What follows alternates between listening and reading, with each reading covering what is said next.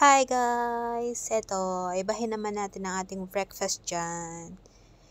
Nag-scrambled lang ako ng 3 eggs. Nilagyan ko siya ng mozzarella and roll. Yan, ni-roll ko lang siya. Ayan, ganyan lang mag-roll. Dapat mahina lang yung flame mo kasi masusunog siya. Diba? Di ko na siya nakunan kasi walang hawak ng camera.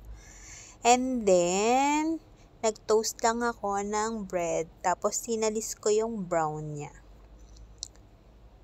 Eto na, sa cutting. Kailangan, i-roll mo muna siya sa oil paper para matanggal ang excess oil. O, diba? Ang dami. Ganyan karami nakuha kong oil. And then, cut na natin siya. Gamit ka lang ng kutsilyo dyan. Alisin mo yung bandang dulo para maganda. At saka, nilagyan ko ng jalapeno. Thank you guys!